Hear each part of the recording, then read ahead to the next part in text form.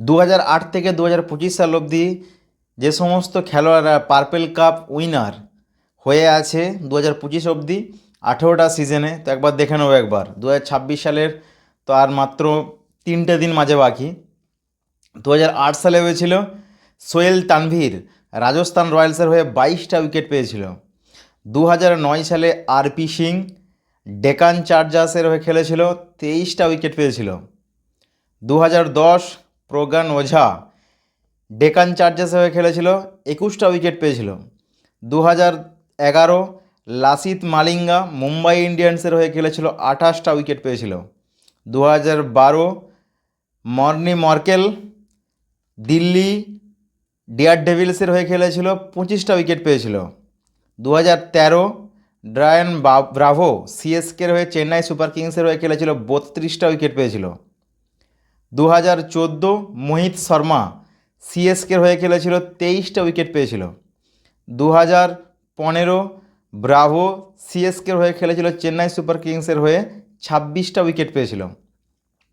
2016 Bhubaneswar Kumar Sunrisers হায়দ্রাবাদের হয়ে খেলেছিল, 23টা উইকেট পেয়েছিল।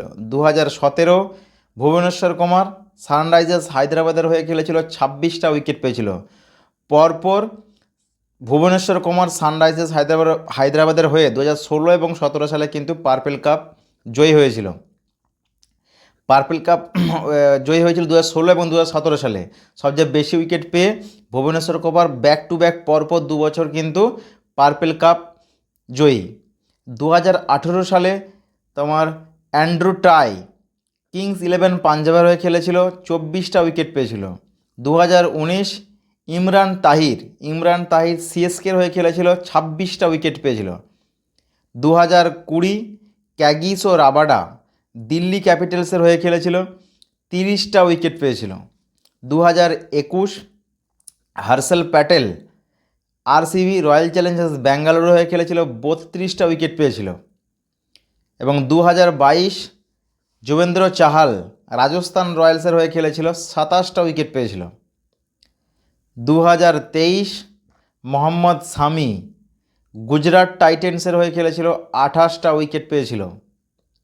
2024 হর্ষল প্যাটেল পাঞ্জাব কিংসের হয়ে খেলেছিল, 24টা উইকেট পেয়েছিল। এবং 2025 সাল প্রসিদ্ধ কৃষ্ণ গুজরাট টাইটেন্সের হয়ে খেলেছিল, 25টা উইকেট পেয়েছিল। এই হচ্ছে 2008 থেকে 2025 সাল অবধি প্রত্যেকটা সিজনের পার্পেল কাপ উইনারের লিস্ট। 2026 সাল মাঝে 3টে দিন। তো 2026 সালে বন্ধুরা কমেন্ট করে জানাবেন যে কে হতে পারে পার্পেল কাপ উইনার 2026 সালে।